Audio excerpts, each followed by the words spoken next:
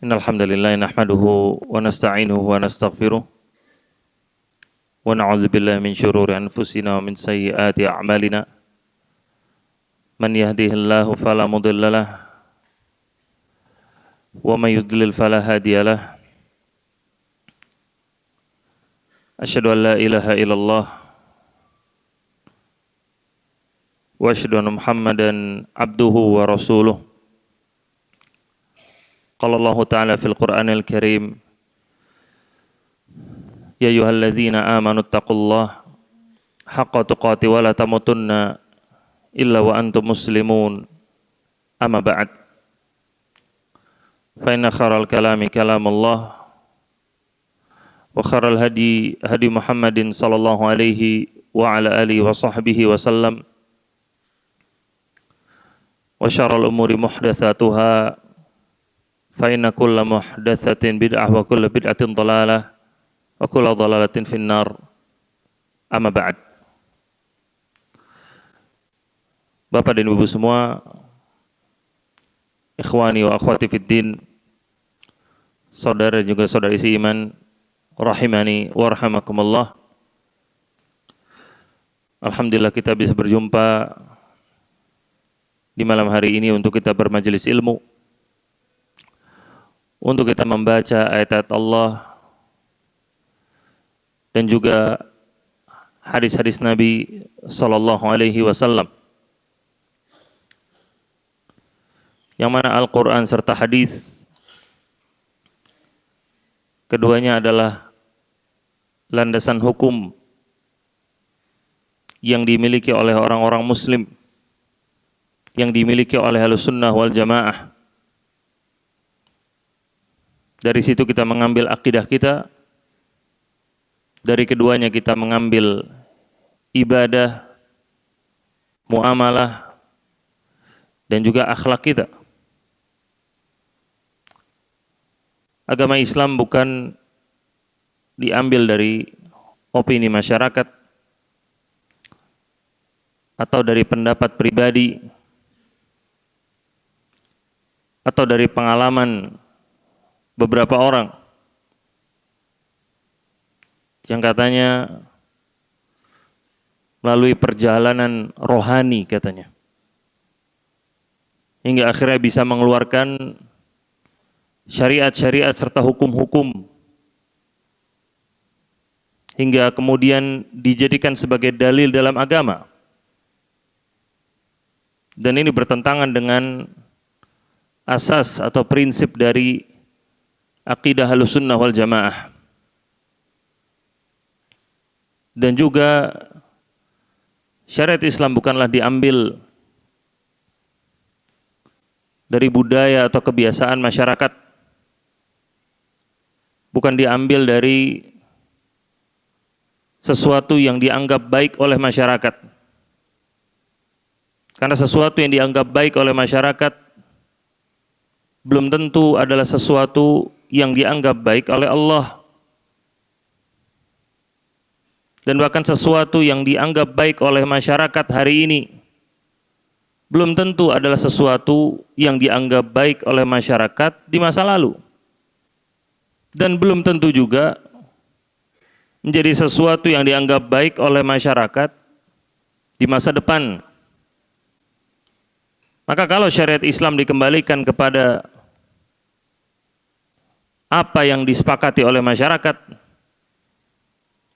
maka jadilah syariat Islam menjadi syariat yang acak-acakan. Berbeda pelaksanaannya di setiap tempat dan juga di setiap waktu. Bisa berubah, sekarang halal, besok haram, setelah haram halal lagi.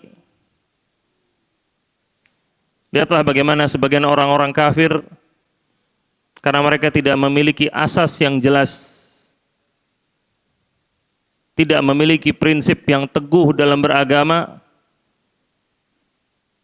tidak memiliki sumber yang memang benar-benar kredibel, dijadikan sumber sebagai halal dan haram, hingga akhirnya sesuatu yang mereka anggap baik dan buruk selalu berubah-ubah.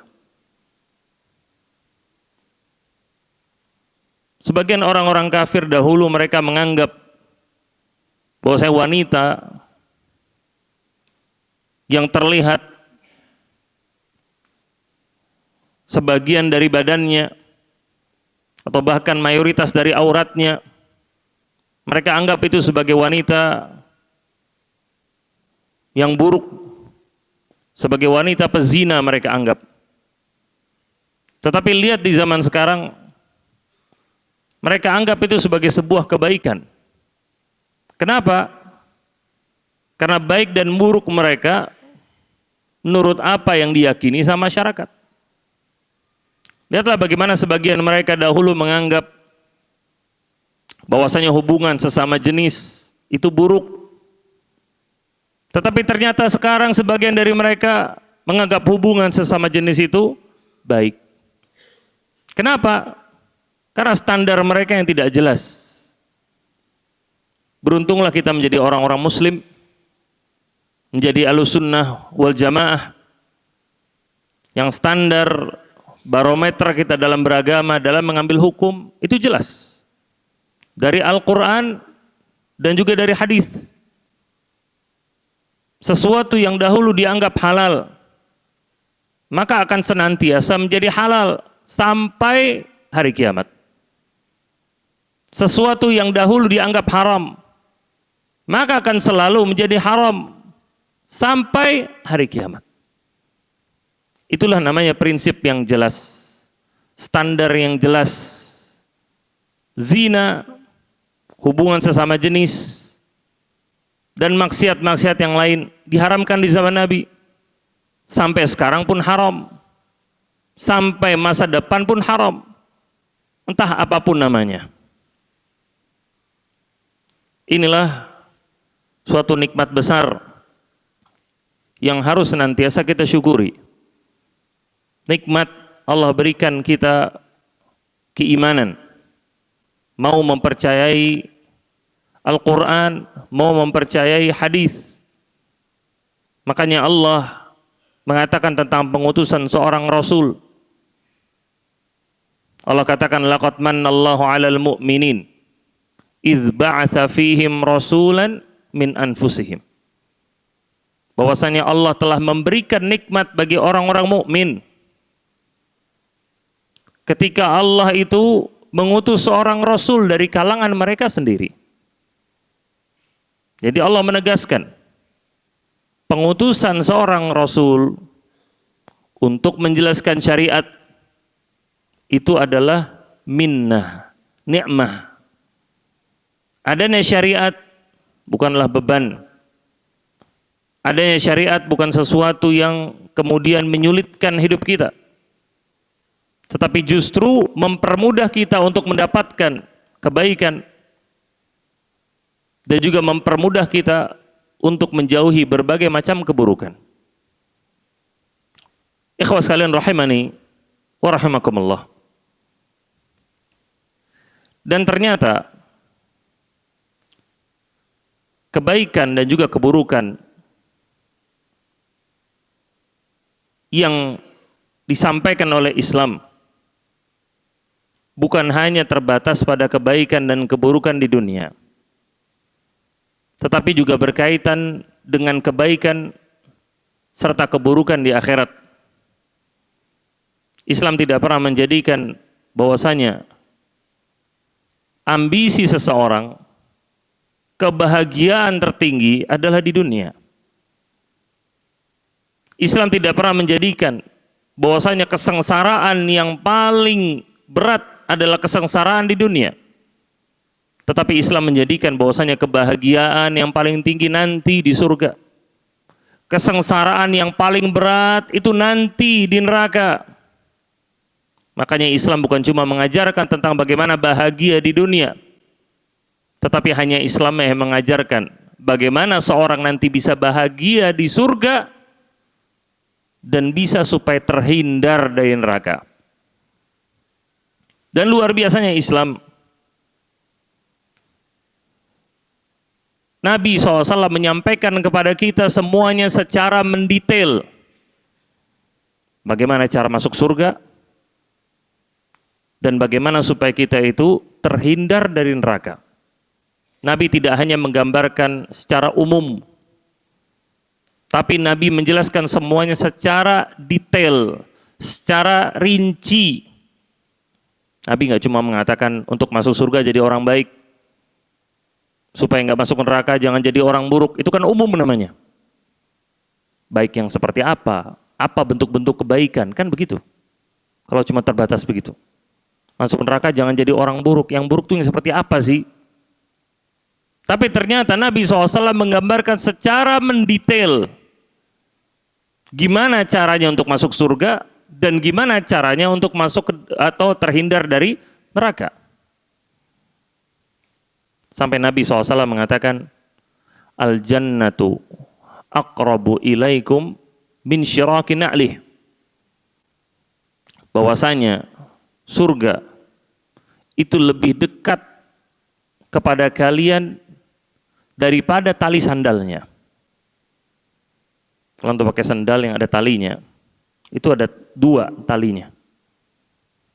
Talinya itu berdekatan. Kata Nabi, surga itu lebih dekat kepada kalian daripada tali sandal tersebut. Apa maksudnya kata para ulama? Yaitu sebab-sebab untuk masuk ke dalam surga banyak sekali.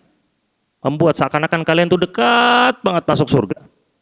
Banyak luar biasa. Nabi SAW ketika menggambarkan tentang jenis-jenis sedekah, Nabi tidak hanya membatasi sedekah itu pada masalah harta. Nabi mengatakan, wa anta adila bainal itsnaini shadaqah. Engkau itu berbuat adil kepada 2 orang. Itu mendamaikan 2 orang yang berseteru, itu sedekah kata Nabi. Wa tu'inur rajula fi dabbatihi shadaqah. Kamu menolong orang untuk naik ke atas kendaraannya, sedekah kata Nabi. Au tahmilu mata'ahu 'alaiha shadaqah. Atau kamu itu membantu ngangkat barangnya ke atas kendaraannya, sedekah kata Nabi. Gampang kan masuk surga? Jadi surga bukan cuma buat orang kaya. Kalau masuk surga harus dengan uang, maka jadinya masuk surga cuma orang kaya. Orang miskin masuk neraka semua nanti, nggak punya uang. Tetapi ternyata realitanya kata Nabi SAW, yang paling banyak masuk ke dalam surga justru orang-orang miskin. Kenapa? Karena banyak di antara mereka diantaranya bersedekah tidak hanya dengan uang. Karena mereka tahu mereka nggak punya uang, maka mereka mencari jalur dari jalan-jalan yang lain, kebaikan untuk bisa masuk ke dalam surga tanpa uang. Dicari sama mereka. Dia bilang, saya nggak bisa sedekah untuk pembangunan masjid. Saya nggak bisa mungkin ngirim bantuan ke saudara-saudara yang sedang kena bencana. Mungkin saya bisa kirim, tapi jumlahnya nggak seberapa. Tapi saya bisa motivasi orang. Tapi saya bisa bikin flyer bantuan ke Aceh. Saya yang bikin flyernya. Saya punya kemampuan, saya punya skill, kata dia. Uang nggak punya, fulus, maafi, kata dia. Tapi skill ada, saya yang bikin flyernya. Saya yang bikin posternya, kamu sebarin sana. Akhirnya orang-orang kaya sedekah gara-gara poster yang dia buat. Luar biasa kan? Nabi SAW mengatakan bahwasanya ad-dalu 'alal khair kafa'ilihi. Seorang yang menunjukkan kepada kebaikan, pahalanya seperti orang yang mengerjakannya. Dia nunjukin orang suruh sedekah, dapat pahala seperti orang yang bersedekah. Dia cari jalur yang lain. Karena dia nggak punya uang untuk sedekah, dia perbanyak sholatnya dia perbanyak puasanya dia perbanyak baca Al-Qurannya karena dia mau surga.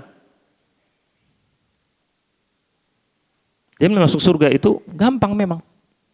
Cuma untuk faedah. Kenapa kemudian banyak orang miskin yang masuk ke dalam surga. Mayoritasnya. Kenapa enggak orang-orang kaya? Padahal orang-orang kaya punya modal besar, punya modal uang. Uang itu penting loh. Dua sahabat terbaik Nabi SAW itu bisa menjadi dua sahabat terbaik di antaranya karena uang. Abu Bakar dan Utsman. Abu Bakar beliau yang mensupport dakwah Nabi SAW. Beliau yang membebaskan Bilal. Ketika Nabi hijrah ke kota Madinah, Nabi mau beli tanah buat pembangunan Masjid Nabawi. Yang beli tanahnya Abu Bakar, pakai uangnya Abu Bakar. Punya uang, orang nggak punya uang nggak bisa. Ternyata kaum muslimin tambah banyak. Masjid udah nggak muat. Butuh perluasan. Sampingnya ada kebun. Dibuka sama Nabi donasi. Siapa yang mau sedekah? Ini kan buka donasi. Siapa yang mau sedekah, beli itu kebun kurma. Utsman yang maju. Saya yang beli kebun kurmanya. Buat perluasan Masjid Nabawi. Nabi ngelihat kaum muslimin sedang butuh dengan air. Air dulu itu kan susah, tengah-tengah gurun pasir. Nah, sekarang ada Indomaret, gampang. Dulu kan susah. Ada sumur rumah namanya.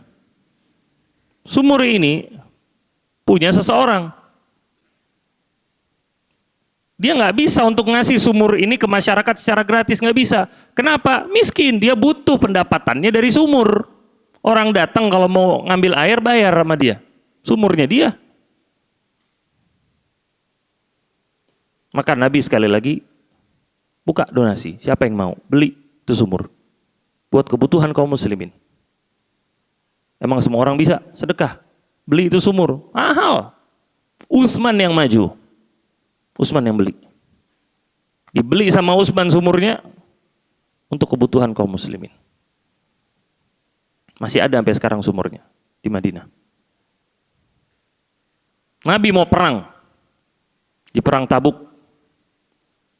Butuh pasukan, butuh uang. Untuk safar aja butuh uang. Ini mau ngirim pasukan. Ngirim pasukan butuh uang. Tentaranya kan nggak semuanya orang kaya, banyak di antara mereka orang miskin. Jihad, tapi kan harus makan. Nah makan, kalau mau beli makan butuh fulus, butuh uang. Namanya perang, butuh pasukan, butuh kuda, butuh unta, butuh pedang, butuh baju perang, butuh, kebutuhannya besar. Nabi mau ngirim pasukan ke sana. Ditawarkan lagi sama Nabi, siapa yang mau sedekah? Ini kan buka donasi namanya. Utsman lagi yang maju. Utsman ngasih 1000 ekor unta sama peralatan-peralatan perang. Uangnya dikasih ke Nabi SAW. Sampai uangnya itu banyak numpuk di hadapan Nabi. Dipegang sama Nabi. Uang pemberian dari Utsman. Sambil diangkat sama Nabi begini, kata Nabi, ma dharra Utsman ma fa'ala ba'dal yaum. Ma dharra Utsman ma fa'ala ba'dal yaum. Ma dharra Utsman ma fa'al ba'dal yaum. Enggak bakal menyakiti Utsman apapun yang dia lakukan setelah hari ini. Diulang sama Nabi 3 kali. Gara-gara apa dia dapat keutamaan itu? Gara-gara sedekah, punya duit. Itu yang menjadikan, salah satu yang menjadikan beliau menjadi sahabat yang terbaik, Abu Bakar dan juga Utsman. Karena sedekahnya mereka, karena punya duit. Jadi uang itu memang modal yang besar untuk bisa menjadikan seorang menjadi orang yang terbaik dari kaum muslimin. Salah satu modal besar. Walaupun untuk jadi orang terbaik dari kaum muslimin nggak harus punya uang, tetapi itu modal besar, punya uang. Sekali lagi pertanyaannya, terus kenapa Malahan yang paling banyak masuk surga ke orang-orang miskin. Karena orang-orang kaya berarti punya modal besar untuk bisa masuk ke dalam surga, untuk bisa menjadi orang yang terbaik. Ternyata banyak sebabnya. Di antara sebabnya ada yang sedekah, ada yang sedekah. Cuma membatasi ibadahnya sedekah aja. Kan saya sudah sedekah. Jadi sholat nggak perlu di masjid lagi, nggak perlu datang kajian lagi. Loh, kajian itu siapa yang biayain? Saya. Masjid ada karpetnya, siapa yang beliin karpetnya? Saya. Jadi saya nggak perlu datang kajian, karpetnya kan dari saya. Nah, kan? Loh, ini benar. Masjid ada AC-nya? Ada. Siapa yang beliin? Saya yang beliin. Perlu datang kajian? Nggak perlu, yang penting AC-nya ada. Mau saya hadir, apa AC-nya yang dicabut? Ayo. Akhirnya magrur, tertipu dengan ibadahnya sendiri. Itulah kemudian dia punya modal besar, tetapi gagal menjadi orang terbaik. Gara-gara itu magrur, tertipu. Ngerasa dia sudah sedekah, berarti sudah cukup bisa mengalahkan kalian semua. Belum tentu. Abu Bakar dan Utsman sedekah. Cuma kenapa mereka bisa jadi orang terbaik? Walaupun mereka sedekah, mereka tetap duduk di majelis Nabi. Duduk mereka tetap. Walaupun mereka sedekah, mereka tetap jihad. Walaupun mereka sedekah, mereka tetap melakukan ibadah-ibadah yang lainnya. Sholat malamnya tetap dijaga. Lihat bagaimana Abu Bakar As-Siddiq, kalau sholat malam suaranya lirih. Makanya Nabi ketika nyuruh Aisyah supaya Abu Bakar dijadikan pengganti beliau jadi imam, Aisyah berkomentar bahwasanya Abu Bakar ini orangnya gampang nangis. Jadi kalau sholat malam sering nangis. Dilihat hatinya itu lembut, banyak sedekah, sholat malam juga. Utsman bin Affan apakah tertipu dengan pahala sedekahnya? Enggak. Salah satu riwayat yang mutawatir yang diceritakan oleh para ahli sejarah adalah bagaimana Utsman bin Affan itu sering kali menghatamkan Al-Quran dalam sholat malamnya. Dalam satu malam, sholat malam, Al-Quran hatam. 30 juz dalam semalam. Jadi nggak ngandelin sedekah. Paham antum sebabnya? Kenapa banyak orang miskin yang masuk ke dalam surga? Kenapa nggak orang kaya? Karena mereka tertipu dengan modal besar yang mereka miliki. Akhirnya nggak mau melakukan ibadah-ibadah yang lainnya. Apa sebab yang lainnya? Itu sebab yang pertama, dia tertipu. Sebab yang kedua, karena terlalaikan dengan hartanya sendiri. Dia udah punya modal besar, tapi terlalaikan dengan hartanya sendiri. Dan terlalaikan di sini ada dua. Yang pertama terlalaikan, yaitu dia menghabiskan hartanya untuk yang haram. Padahal udah punya modal besar, tapi hartanya digunakan untuk yang haram. Dia mabok-mabokan, dia nyewa pezina, dia pergi ke negeri kafir, berfoya-foya di sana, melakukan yang haram di sana, yang nggak bisa kata dia dilakukan di sini katanya. Karena ini negeri Muslim.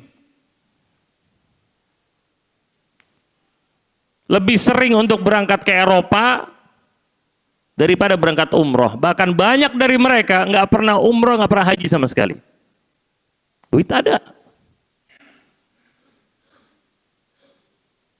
Duitnya dipakai buat apa? Buat yang haram. Anak waktu itu pernah ketemu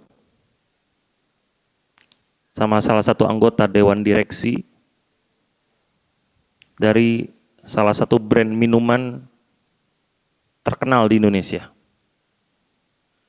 Ini minuman ini sudah nggak tahu udah berapa puluh tahun. Antum mau ke warung manapun, buka pasti ada, pasti. Anda nggak bilang insya Allah, pasti ada. Antum mau ke warung manapun, buka pasti ada tuh minuman. Anda ketemu sama anggota, salah satu anggota dewan direksinya. Semua dewan direksinya orang-orang kafir, kecuali dia muslim. Kita ngobrol, karena mau bikin acara di bulan Ramadan. Kajian disupport dari sama minuman ini. Lagi cerita, lagi ngobrol, kata dia, di tengah-tengah ngobrol kata dia, saya rindu puasa, kata dia. Saya udah 30 tahun nggak puasa Ramadan. 30 tahun nggak puasa Ramadan. Maksudnya gimana, Pak? Ya saya nggak pernah puasa Ramadan sama sekali. Dulu terakhir itu sama orang tua saya, kata dia. Ini uangnya, antum nggak usah tanya, udah. Duitnya berapa banyak. Ini dipakai kemana? Terlalaikan dari yang wajib, gara-gara hartanya, gara-gara fulusnya. Dan ini cuma salah satu contoh. Dan yang kedua dia terlalaikan, yaitu terlalaikan pada hal-hal yang mubah. Tadi hartanya digunakan untuk yang haram, dia berdosa. Yang kedua, dia terlalaikan gara-gara melakukan hal-hal yang mubah. Hal-hal yang mubah itu diperbolehkan. Allah mengatakan dalam Al-Quran di surat Al-Qasas, wabtaghi fima ataka Allahu ad-daral akhirah wala tansa nasibaka minad dunya. Kata Allah, dan harapkanlah negeri akhirat dari apa-apa yang Allah berikan kepadamu, dan jangan lupakan bagianmu di dunia. Di situ para ulama menjelaskan, kata-kata jangan lupakan bagianmu di dunia menunjukkan bolehnya kita melakukan hal-hal yang mubah. Boleh. Karena kata Allah jangan lupakan bagianmu di dunia. Dengan pakaian yang bagus, dengan makanan yang enak, belanja baju-baju yang branded, boleh nggak? Boleh. Kulineran, boleh? Boleh. Nggak ada masalah. Apa dalilnya? Ini, wala tansa nasibaka minad dunya. Jangan lupakan bagianmu di dunia. Tapi yang jadi masalah, antum lihat di ayat ini, Allah berikan urutan prioritas. Potongan yang pertama, wabtaghi fima atakallahu ad-daral akhirah. Harapkan negeri akhirat dari apa-apa yang Allah berikan kepadamu. Allah ngasih apa sih ke kita?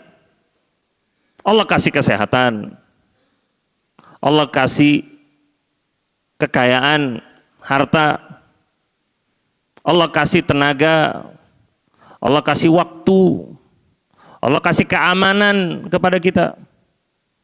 Allah kasih pendengaran, Allah kasih penglihatan. Nah, semua itu yang Allah berikan, prioritas pertama kata Allah, wabtaghi fima atakallahu daral akhirah.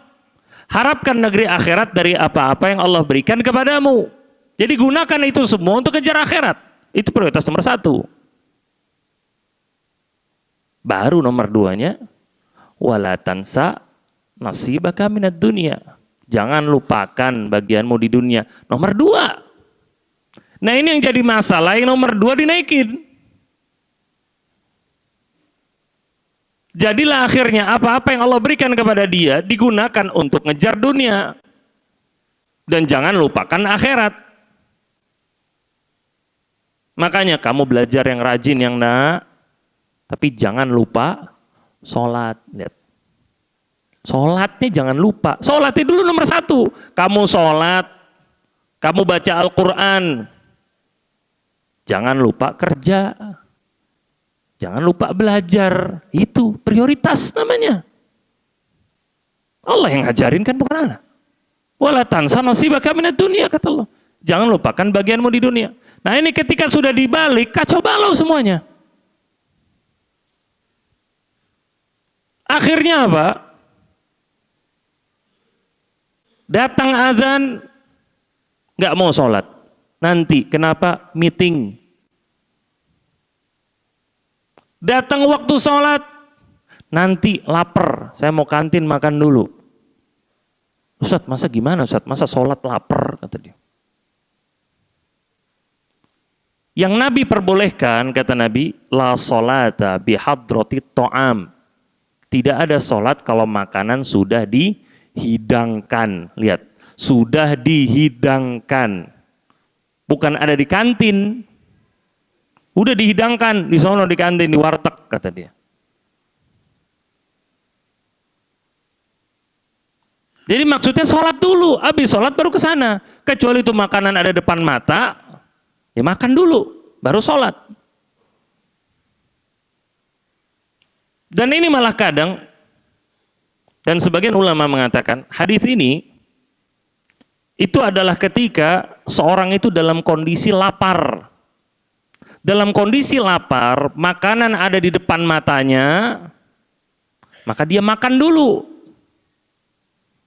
Baru sholat. Dua syaratnya ya. Makanan depan mata. Yang kedua apa? Lapar. Nah ini pendapat jumhur ulama. Baru dulu makan dulu, baru sholat. Ada depan mata, ada dalam kondisi lapar. Jadi nggak masuk kriteria ini orang yang makanannya tidak ada di depan matanya. Atau ada di depan matanya, tapi dia tidak dalam kondisi lapar. Ana lapar Ustadz. Ada lapar, ada yang hobinya makan memang. Sebelum berangkat, sarapan dulu. Nyampe kantor, sambil nyemil. Siang, lapar. Ini hobinya makan memang. Ada lagi yang istirahatnya setengah 12. Boleh ke kantin, boleh makan. Datang azan, bukannya ke masjid, pesan makan lagi. Apa alasannya? Kalau ada makanan, makan dulu kan, baru sholat. Udah makan tadi satu piring. Antum lihat di sini. Ini diantara contoh ketika seorang itu mendahulukan dunianya daripada akhiratnya. Ini makanya Allah tegur waktu itu sebagian kaum muslimin yang mereka hadir sholat Jumat bersama Nabi SAW. Kemudian datang kafilah dagang. Lalu Nabi ditinggalin khutbah. Mereka pergi ngelihat dagangan. Kata Allah, wa tarakuka qa'ima. Mereka meninggalkanmu dalam kondisi berdiri, yaitu lagi khutbah. Makanya Allah mengatakan idza nudiya lis-salati min yaumil jumu'ati fas'au ila zikrillah wa dzarul bai', kata Allah. Kalau sudah ada panggilan sholat untuk sholat Jumat, bersegeralah kamu menuju zikir kepada Allah dan tinggalkanlah perdagangan, kata Allah. Perlu tinggalkan sama Allah. Jadi diajarkan sama Allah mana yang lebih prioritas di situ. Di antara contoh yang lainnya adalah ketika seorang itu tidak mau menggunakan hartanya untuk hadir ke kajian, untuk menuntut ilmu. Dengan alasan apa? Sibuk dengan hobinya. Kan hobi halal, kata dia. Hobi kan boleh. Main bola boleh? Boleh, kata dia. Mau padel boleh? Boleh. Mau golf boleh? Boleh. Kan halal kata dia. Ya halal hukumnya. Cuma sholat belum benar. Wudhu berantakan. Gak pernah hadir ke majelis ta'lim. Ketika kena musibah nyalahkan Allah. Apa sebabnya? Gak pernah datang kajian. Ini dia namanya tersibukkan dengan yang halal. Tersibukkan dengan yang mubah, melalaikan yang lebih wajib, yang lebih penting, yang lebih prioritas. Makanya Allah Ta'ala katakan, Alhaakumut takatsur hatta zurtumul maqabir. Bahwasanya bermegah-megahan, bermewah-mewahan, berfoya-foya, telah alhaakum, telah membuat kamu lalai, hatta zurtumul maqabir, sampai kalian itu menziarahi, masuk kamu ke dalam kubur, toto meninggal aja, nggak sadar, sibuk dengan dunia, sibuk dengan kerja, melalaikan akhirat. Setahun, 2 tahun, 10 tahun, 20 tahun, 30 tahun, 40 tahun, 50 tahun baru sadar diri sudah nggak bisa tegak, lidah sudah peluh, sudah nggak bisa ngomong dengan baik, baru mau belajar Al-Quran, baru mau rajin sholat sunnah, badan udah nggak sanggup. Mau berangkat umroh, capek, pegel kakinya, tawaf sa'i, didorong akhirnya. Telat. Masa mudanya kemana? Alhaakum. Melalaikan kalian. Gara-gara apa? Sibuk berfoya-foya. Sekali lagi tadi, yang menjadi tempat yang dikritisi di sini, bukanlah seorang membeli barang-barang mewah, memberi barang-barang yang bagus, itu boleh. Tetapi kalau sudah masuknya ke dalam melalaikan, itulah jadi poinnya. Hal-hal yang lebih prioritas ditinggalkan sama dia. Dan di antara bentuk sebagian orang-orang kaya itu melalaikan adalah ketika mereka itu melalaikan kewajiban dalam hartanya. Melalaikan kewajiban dalam harta. Yang pertama dilakukan dalam pemberian nafkah. Tidak memberikan nafkah yang baik kepada istri dan anak-anak. Ustaz, kan orang kaya banyak duit, masa nggak bisa ngasih nafkah yang baik ke keluarga dan anak-anak? Loh, kalau pelit,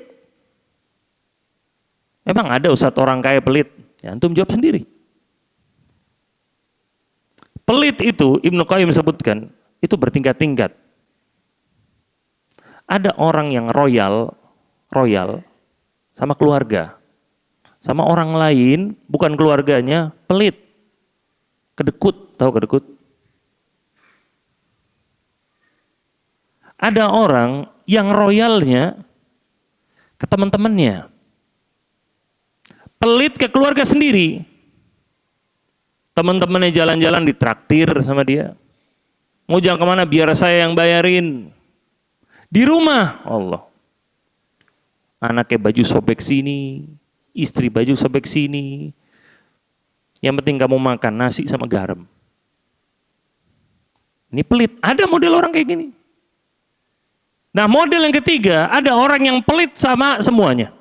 Sama keluarganya pelit, sama teman-temannya, sama sahabat-sahabatnya pun pelit. Cuma dermawan sama satu orang. Siapa? Dirinya sendiri. Ada model orang kayak gini. Hobinya nimbun harta. Baju bagus, handphone 17 Pro Max. Yang lain masa bodoh. Urus hidup kalian sendiri. Kalian miskin siapa? Suruh males, kata dia. Ada orang pemikiran seperti ini. Dia pikir dia itu kaya karena kerja keras. Orang lain miskin karena males. Padahal itu nggak ada hubungannya dengan rajin dan malas. Allah yang berikan semuanya. Emang yang kerja keras cuma dia? Banyak yang lebih kerja keras daripada dia, tetapi tidak mendapatkan apa yang diinginkan. Karena semuanya takdir dari Allah. Nah, model orang yang keempat, ada orang yang pelit sama semuanya, bahkan kepada dirinya sendiri. Ini level pelit paling tinggi. Ini yang dalam bahasa Arab namanya syuh. Namanya syuh. Makanya Allah secara khusus memuji orang-orang yang bisa terhindar dari sifat syuh. Ini sifat yang paling jelek. Kata Allah, "Wa may yuqa syuhha nafsihi fa ulaika humul muflihun." Barang siapa yang terlindungi dari rasa syuh yang ada dalam dirinya, maka dia akan termasuk orang-orang yang sukses. Siapa di antara contohnya? Di dalam sebuah hadis, ketika seorang istri mengeluhkan tentang suaminya, yaitu Abu Sufyan. Dia ngeluh ke Nabi, bahwasanya Abu Sufyan, kata dia, rajulun syahih, kata dia. Orangnya pelit. Abu Sufyan ini pemimpin kafilah dagang. Kalau nggak pinter hemat, nggak pinter ngelola uang, nggak jadi pemimpinnya dia. Antum tahu kisahnya ketika kafilah dagang Quraisy pergi ke Romawi. Kafilah dagangnya dipanggil sama Heraklius. Mau bertanya kepada mereka tentang seorang yang katanya ngaku nabi di Mekah. Disuruh ngumpul itu orang-orang dari Quraisy, yang disuruh maju siapa? Abu Sufyan. Emang pemimpinnya soalnya. Nabi ketika mau mencegat kafilah dagang orang-orang Quraisy dari Syam, yang itu menjadi pemantik terjadinya perang Badar, siapa yang bawa kafilah dagangnya? Abu Sufyan. Kalau nggak pinter dia ngelola uang, kalau nggak pinter dagang, nggak jadi pemimpin perdagangan, nggak jadi pemimpin kafilah dagang. Cuma itulah yang jadi masalah. Akhirnya kepintaran dia ngelola sampai nggak memberikan kewajibannya kepada keluarganya sendiri. Kalau bahasa orang sekarang, uangnya diputerin. Nah, terus seperti itu. Jadi apakah ada seorang kepala keluarga yang kaya, yang pelit kepada keluarganya sendiri, tidak memberikan nafkah yang baik? Ada jawabannya. Dan ini berdosa, karena itu kewajiban dia. Dan ketika dia tidak memberikan nafkah yang baik kepada keluarganya, dia berdosa.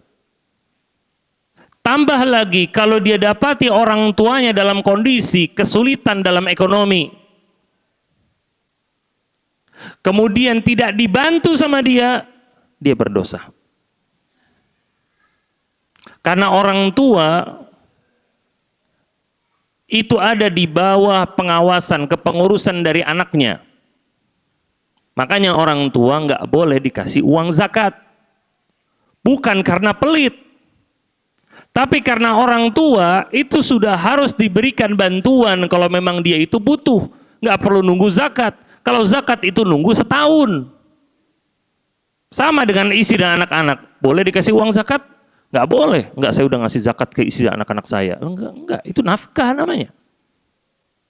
Dan nafkah itu juga kepada keluarga, kepada orang tua yang kesulitan dalam ekonomi mereka. Kalau anak ini nggak mau ngebantu, anak ini berdosa.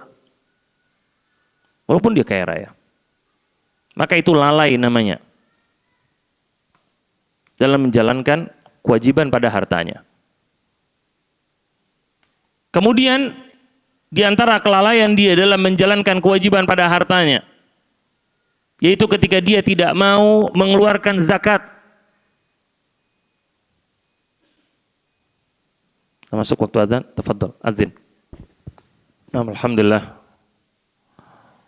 Wassalatu wassalam ala Rasulillah, amma ba'd. Saudara dan juga saudari seiman rahimani wa rahmakumullah. Tadi di antara sebab ada sebagian orang-orang yang kaya kemudian tidak bisa masuk ke dalam surga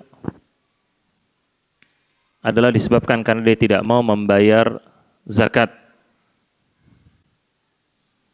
Zakat adalah kewajiban yang harus dikeluarkan dari harta dan kemudian disalurkan kepada mustahiknya. Dan zakat adalah uang yang diambil dari sebagian harta orang-orang kaya. Dan orang kaya dimaksud adalah orang yang kekayaannya sudah mencapai nisabnya, sudah mencapai standar minimal dalam penghitungan zakat. Bukanlah orang kaya yang harus mengeluarkan zakatnya adalah berarti orang kaya yang hartanya berarti sudah miliaran baru dikeluarkan zakatnya. Maka nisab adalah 80 gram emas atau 85 gram emas. Maka itu adalah standar minimal dari penghitungan zakat. Orang yang hartanya sudah sampai kepada nisab tersebut, maka dia sudah dikatakan sebagai orang kaya. Jika hartanya tidak berkurang dari nisab tersebut selama 1 tahun penuh. Selama 1 tahun penuh hartanya tidak berkurang dari nisab itu, maka dia termasuk orang kaya yang harus mengeluarkan zakat dari hartanya. Dan ini pun berlaku pada pertanian yang dia miliki, atau peternakan yang dia miliki, atau perdagangan yang dia miliki. Yang mana sebagian orang-orang kaya tidak mengeluarkan zakat adalah karena pelit. Karena tidak mau dia mengeluarkan hartanya. Dia sukanya menimbun harta. Sebagian orang tidak mengeluarkan harta, tidak mengeluarkan zakatnya karena tidak mau menghitung. Yang padahal dia tahu zakat itu harus dihitung. Maka dibedakan antara orang yang tidak tahu dengan orang yang menolak untuk tahu. Maka kewajiban untuk zakat itu tetap menempel pada hartanya. Walaupun dia itu tidak tahu, karena dia itu menolak untuk tahu. Oleh karena itu bahkan para ulama mereka menyatakan adanya kewajiban zakat pada harta orang gila. Jika ternyata orang gila ini dulu pernah waras dan ketika waras kerja berhasil kaya raya, tiba-tiba misalkan qadarullah jatuh dari tangga, kena kepalanya, hilang kesadarannya, hartanya banyak. Maka jika hartanya sampai ke nisabnya dan berputar di haulnya, harus tetap dikeluarkan zakatnya. Oleh siapa? Oleh amil zakat atau oleh anggota keluarganya. Tetap harus dikeluarkan. Karena kenapa? Itu hak orang-orang miskin. Hak dari mustahik zakat. Dan orang-orang yang tidak mau mengeluarkan zakat diberikan ancaman yang berat oleh Allah. Allah katakan walladzina yaknizuna adh-dhahaba wal fiddata wa la yunfiqunaha fi sabilillah fabashshirhum bi'adzabin alim. Allah katakan, dan orang-orang yang menimbun emasnya dan juga peraknya dan tidak menginfakkannya di jalan Allah, berikanlah kabar gembira bagi mereka dengan azab yang pedih. Yauma yuhma 'alaiha fi nari jahannam, pada hari ketika mereka itu dipanaskan di atasnya di neraka jahanam. Fatuqwa biha jibahuhum wa junubuhum wa zuhuruhum, maka dengan harta tersebut keningnya, dadanya dan juga punggungnya itu disetrika. Lalu dikatakan kepadanya, hadza ma kanaztum li anfusikum, inilah yang selama ini kalian timbun bagi diri kalian sendiri. Fadzuqu ma kuntum taknizun, maka rasakan harta-harta ini yang selama ini kalian timbun. Maka dia akan diazab dengan hartanya dia sendiri.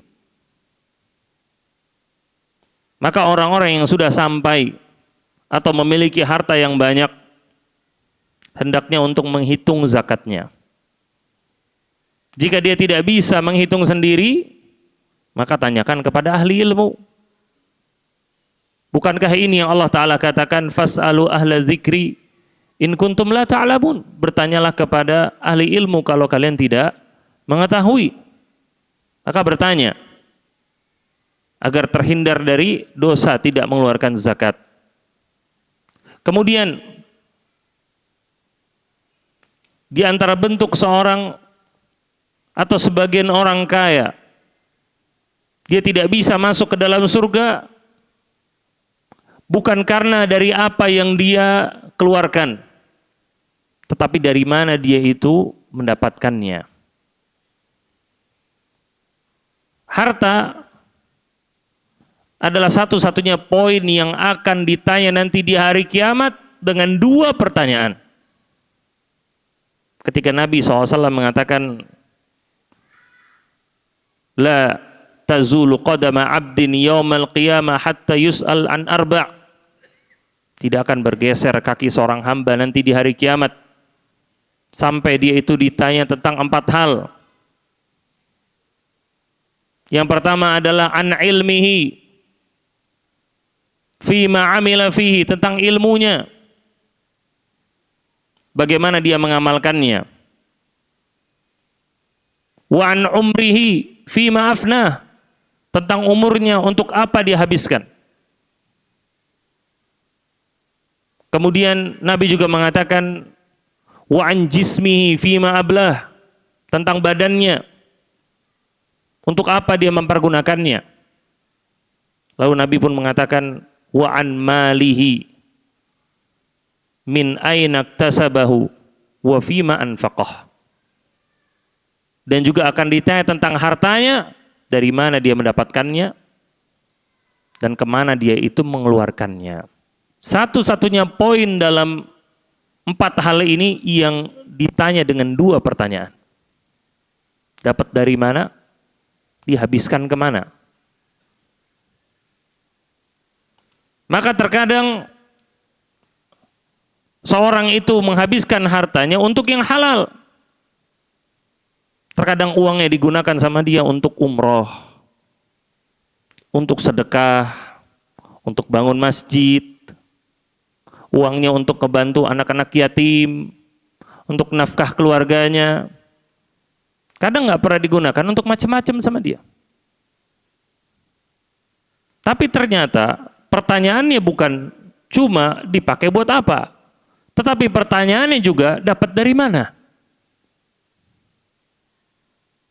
Ternyata terkadang dia itu mendapatkannya dari harta-harta yang haram, hasil korupsi, hasil nipu orang, hasil suap, merubah kebijakan asal ada fulus yang masuk. Kebijakan bisa diatur. Dan bahkan sebagian orang, waliyadzubillah, dari dai-dai yang menyimpang, fatwanya bisa diatur. Tergantung apa? Fulus. Bisa jadi halal, bisa jadi haram. Yang penting nominalnya berapa. Ini terjadi, ini harta yang haram semuanya. Walaupun dia gunakan untuk yang halal, tapi sumbernya dari yang haram, maka dia berdosa dengannya. Dan dengan harta yang haram tersebut, dia memberikan makan kepada istrinya, memberikan makan kepada anak-anaknya. Dengan itu dia pun makan. Bukan cuma dia berdosa, itu akan berpengaruh terhadap ibadah dia. Maka salah satu hal yang harus diperiksa, salah satu hal yang harus dievaluasi, kalau kita sholat itu nggak khusyuk, duit dapat dari mana? Itu berpengaruh. Salah satu hal yang harus diperiksa, kalau kita doa nggak pernah diijabah sama Allah, uangnya dapat dari mana? Nabi SAW pernah melewati seorang musafir yang berdoa sampai mengangkat tangannya ke langit. Lalu dia mengatakan, Ya Rabb, Ya Rabb. Dia mengatakan, Ya Rabbi, Ya Rabb, wahai Tuhanku, wahai Tuhanku. Yang diceritakan dalam hadis tersebut, Ash'atha aghbar. Rambutnya itu acak-acakan, berdebu. Jadi dia orang musafir. Lalu Nabi SAW mengatakan, wa mat'amuhu haram. Dia makan dari yang haram. Wa mashrabuhu haram. Dia minum dari yang haram. Wa malbasuhu haram. Pakaiannya dia beli dari yang haram. Wa ghudhiya biharam. Apa yang dia makan pun gizinya itu dari yang haram di badannya dia semua. Fa aina yustajabulah, kata Nabi. Fa'ana yustajabulah. Bagaimana doanya mau diijabah, kata Nabi. Perhatikan dalam hadis ini, orang ini terkumpul dalam dirinya berbagai macam sebab supaya doa itu diijabah. Yang pertama dalam kondisi safar. Nabi dalam sebuah hadis mengatakan, la turaddud du'a. Bahwa doa itu tidak ditolak.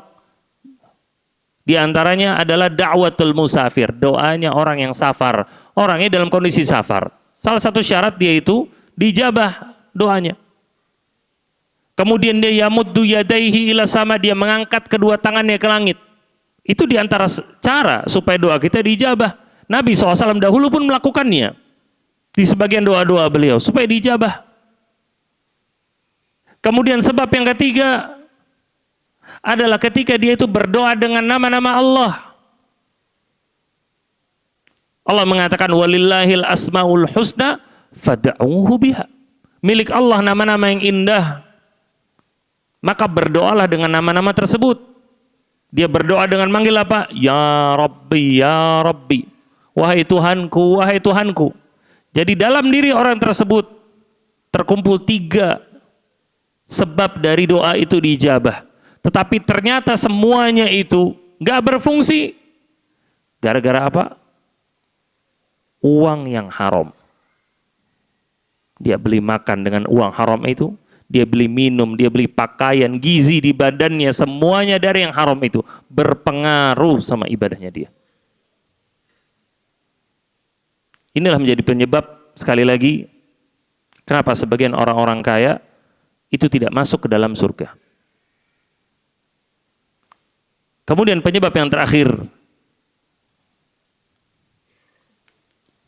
adalah ketika sebagian mereka mengambil harta dari yang halal, menyalurkannya pun pada yang halal. Tapi terkadang masalahnya sombong, merasa dirinya lebih baik daripada orang lain. Dan ini adalah dosa besar. Sampai Nabi SAW bukan lagi menjelaskan orang yang sombong masuk neraka, tapi Nabi menjelaskan orang yang sombong gak bakal masuk surga, kata Nabi. Nabi mengatakan, la yadkhul jannah man kana fi qalbihi mithqala dzarratin min kibrin. Tidak akan masuk surga Orang yang dalam hatinya ada sekecil biji zarrah dari kesombongan, hingga kemudian ditekankan lagi sama para sahabat, apa maksud dari kesombongan itu? Orang suka pakai baju yang bagus, orang suka pakai sendal atau sepatu yang bagus.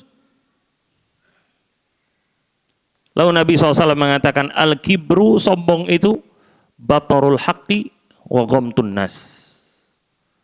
Ketika dia itu menolak kebenaran dan merendahkan manusia. Itu kesombongan. Bahkan dalam redaksi yang lain, para sahabat mengatakan bahwasanya kami telah memahami apa itu kesyirikan. Tetapi apa itu kesombongan, kata para sahabat. Apakah ketika seorang itu memakai pakaian yang bagus? Kata Nabi, la, bukan. Lalu para sahabat bertanya lagi, apakah ketika seorang itu mempergunakan kendaraan yang bagus? Kata Nabi, la, bukan. Lalu para sahabat bertanya lagi, apakah orang yang sombong itu adalah orang yang punya kenalan-kenalan orang-orang besar? Kata Nabi, la, bukan. Kata Nabi, al-kibru batarul haq wa ghamtun nas. Sombong itu menolak kebenaran dan merendahkan manusia. Berarti apa? Nabi menekankan kepemilikan baju yang bagus, sendal sepatu yang bagus, kendaraan yang mewah yang bagus, kenal sama orang-orang besar, tokoh, pejabat, orang-orang kaya, bukan otomatis dia itu orang yang sombong, enggak. Tapi orang yang sombong dia itu menolak kebenaran dan merendahkan manusia. Maka kalau patokannya ada pada dua kata ini, berarti kesombongan bisa menimpa semua orang. Mau yang kaya, mau yang miskin. Karena patokannya menolak kebenaran, merendahkan manusia. Kalau seorang punya pakaian bagus, dia merendahkan orang lain, ya jelas dia sombong. Cuma ada yang jadi masalah, pakaiannya jelek merendahkan orang lain juga. Nah ini yang jadi masalah. Bukan nggak ada soalnya. Ini pun masuk kepada al-kibr. Dalam sebuah hadis, Nabi SAW sampai menekankan, ala ukhbirukum bi ahlin nar. Maukah kalian aku beritahukan siapa yang akan menjadi penduduk neraka? Lalu para sahabat mengatakan, bala ya Rasulullah, tentu wahai Rasul. Lalu Nabi menjawab, kullu utullin jawazin mustakbir. Setiap orang yang keras, jawaz itu jahat, mustakbir, sombong, kata Nabi. Ini yang bakal jadi penduduk neraka, kata Nabi. Kullu utul, setiap orang yang utul, keras. Utul itu diambil, kata sebagian ulama, dari kata-kata atalah. Atalah itu besi yang digunakan untuk membuat lubang di tanah. Kalau bahasa sekarangnya linggis. Atau linggis keras itu. Nah, ada orang kerasnya kayak linggis. Dinasehatin, ditegur, bukannya berubah, dia yang salah, dia yang paling galak. Keras. Salah, nggak mau minta maaf. Ada model orang seperti itu.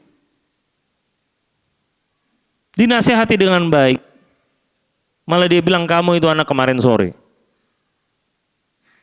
Gak usah berusaha menggurui saya, kata dia. Saya sudah makan asam garam. Asam garam kan istilahnya ya?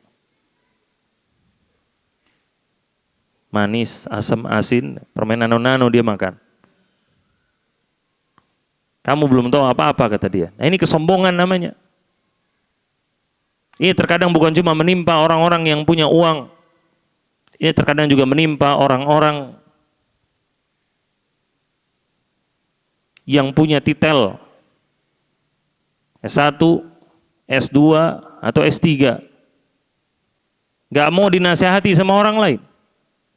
Ketika dinasihati sama orang lain, pertanyaan dia cuma satu, kamu lulusan mana? Itu pertanyaan dia. Dikasih dalil, dikasih ayat, dikasih hadis, kamu lulusan mana?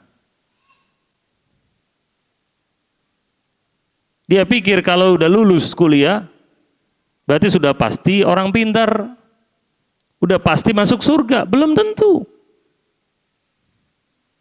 Orang sepintar apapun harus tunduk dengan dalil, tunduk dengan Al-Quran, tunduk dengan hadis, tunduk dengan wahyu. Di antara orang paling cerdas di zaman Nabi SAW adalah seorang sahabat, seorang yang bernama Amr ibn Hakam. Sampai-sampai Nabi SAW berdoa kepada Allah, ya Allah, berikanlah hidayah kepada salah satu orang yang paling kamu cintai dari dua orang Umar. Berikanlah hidayah kepada orang yang paling kamu cintai dari dua orang Umar. Yang pertama, Umar bin Khattab atau Amr ibn Hakam. Karena dua-duanya terkenal orang yang cerdas. Nabi sampai doa, semoga salah satunya itu masuk Islam. Karena kalau dia masuk Islam, manfaatnya bakal besar. Kecerdasan yang kemudian mau mengikuti wahyu. Luar biasa. Yang ternyata Allah Ta'ala memberikan hidayahnya kepada siapa? Umar bin Khattab. Lihat, kecerdasan diiringi sama wahyu. Jadinya seperti Umar. Berbagai macam syariat cocok dengan idenya Umar. Masalah hijab, sebelum ayat hijab turun, Umar sudah bilang ke Nabi, pakaikan hijab ke istri-istrimu. Berkali-kali Umar bilang, ayat hijab belum turun. Sampai kemudian ayat hijab turun. Sesuai sama idenya Umar. Sebelum khamr itu diharamkan, Umar berkali-kali bilang ke Nabi, khamr ini mudorot, bikin orang lalai sholat, bikin orang ribut, bikin orang berantem. Lihat sampai sekarang, berantem gara-gara mabok. Belum diharamkan saat itu khamr.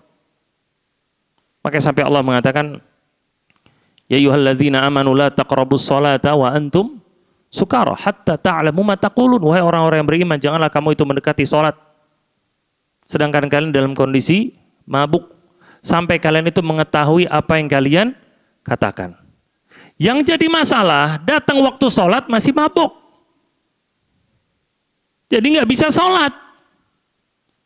Karena kata Allah, sampai kalian mengetahui apa yang kalian katakan. Akhirnya datang waktu sholat masih mabok. Lalai akhirnya sholatnya. Umar datang ke Nabi. Ini banyak orang lalai dalam kondisi mabok. Ini gimana khamr? Ada orang Ansor Muhajirin berantem. Yang Ansor bilang, ya lal Ansor, wahai orang-orang Ansor, kumpul. Yang satu bilang, ya lal Muhajirin, orang-orang Muhajirin kumpul. Mau berantem. Gara-gara apa? Khamr. Umar datang lagi ke Nabi, ini gimana khamr? Sampai kemudian Allah Ta'ala turunkan ayat pengharaman khamr. Lihat, kecerdasan berjalan beriringan sama wahyu. Luar biasa. Makanya Nabi SAW minta supaya salah satu dari dua Umar ini masuk Islam. Yang ternyata yang satunya nggak masuk Islam.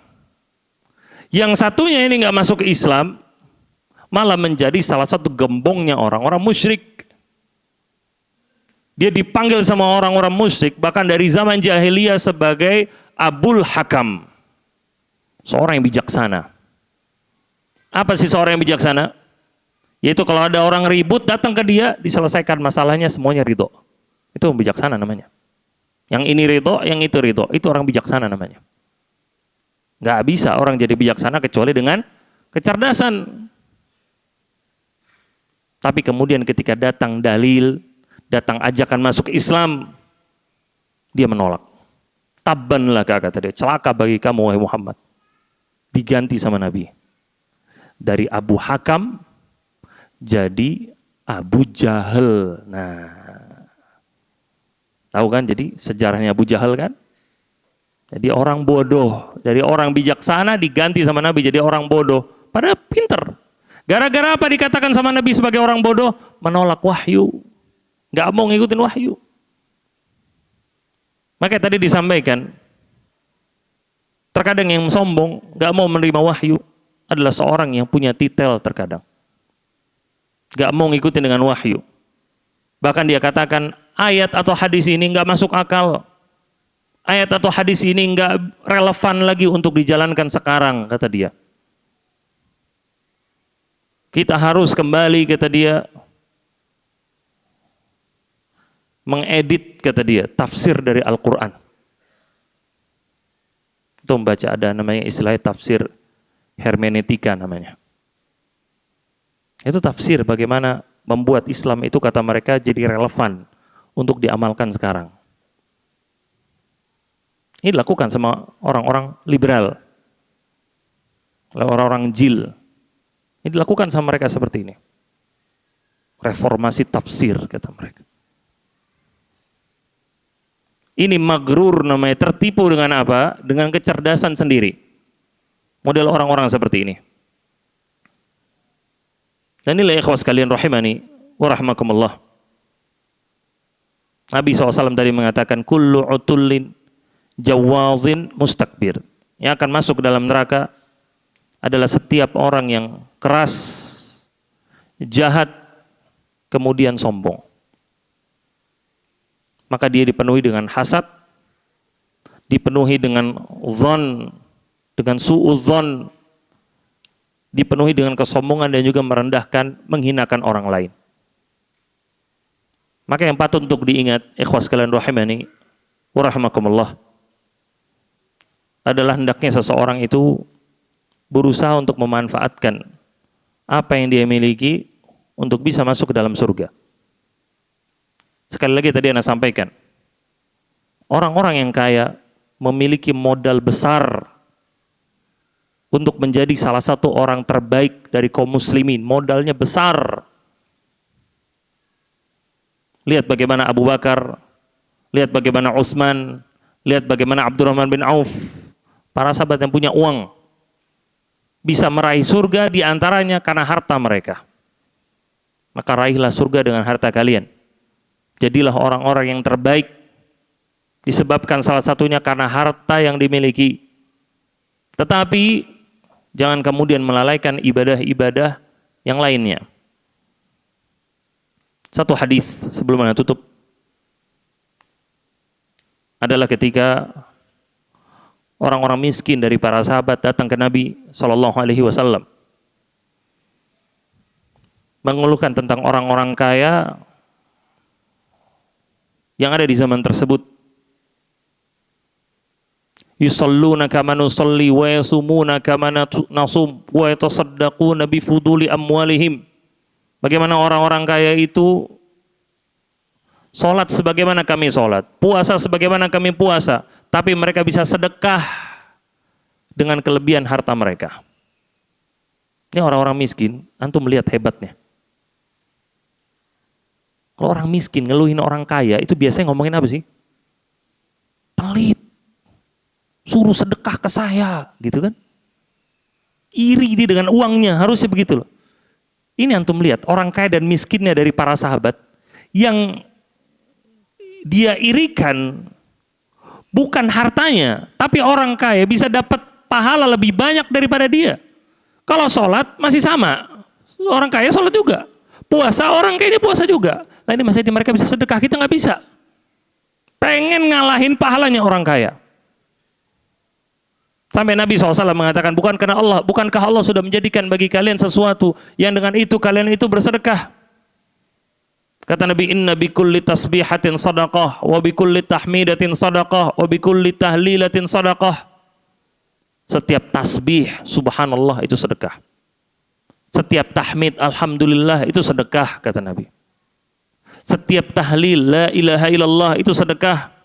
Setiap takbir, ucapan Allahu Akbar, itu sedekah. Kata Nabi, aku akan ajarkan kepada kalian sesuatu, dalam redaksi yang lain, yang kalian itu bisa mendahului orang-orang sebelum kalian. dan mendahului orang-orang setelah kalian, dan kalian tidak akan bisa disaingi kecuali oleh orang-orang yang melakukan sama seperti kalian. Maka kemudian Nabi SAW mengajarkan zikir ini. Maka orang-orang miskin pun berzikir. Ternyata tidak lama kemudian orang-orang miskin ini datang lagi ke Nabi. Mereka mengeluh, ternyata orang-orang kaya melakukan apa lagi yang seperti kita lakukan? Zikir juga. Ya gimana?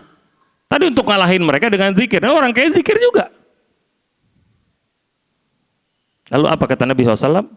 Hadza fadlullah yu'tihi man yasha. Itu karunia dari Allah. Allah itu memberikan kepada orang-orang yang Dia kehendaki. Maka harta itu karunia.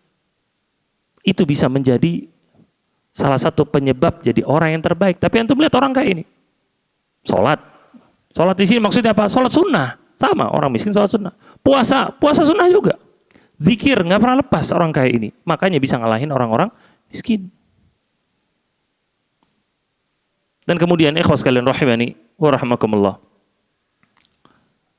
Bagaimana untuk masuk ke dalam surga adalah sebuah perkara yang mudah. Asalkan adanya kemauan dari diri kita semua. Masuk surga sekali lagi tidak hanya dengan harta. Surga tidak hanya disiapkan bagi orang-orang kaya, tapi bagi semua kalangan, asalkan mereka itu bisa memenuhi syaratnya. Di antaranya adalah apa yang disampaikan oleh Nabi SAW ketika beliau mengatakan, menjelaskan tentang 3 golongan penduduk surga. Maka di antara beliau mengatakan, warajulun rahimun raqiqul qalbi likulli dzi qurba wa muslim. Yaitu seorang yang rahim, penyayang satu sama lain. Raqiqul qalbi, hatinya lembut. Likulli dzi qurba wa muslim, kepada karib kerabatnya dan juga kepada sesama muslim. Antum perhatikan poin ini. Ini poin yang bisa dilakukan oleh seluruh orang muslim tanpa modal harta. Jadi orang yang penyayang, hatinya lembut, ke karib kerabatnya dan juga kepada sama muslim. Nggak butuh harta untuk jadi seperti ini. Nabi SAW menjanjikan surga buat orang-orang yang memiliki sifat seperti ini. Nah, semoga Allah Ta'ala memasukkan kita ke dalam surganya dan menjauhkan kita dari nerakanya. Semoga yang tersampaikan di malam hari ini bermanfaat bagi kita semua. Naktafi bihada, subhanakallah wa bihamdika, asyhadu an la ilaha illa anta astaghfiruka wa atubu ilaik. Wassalamualaikum warahmatullahi wabarakatuh.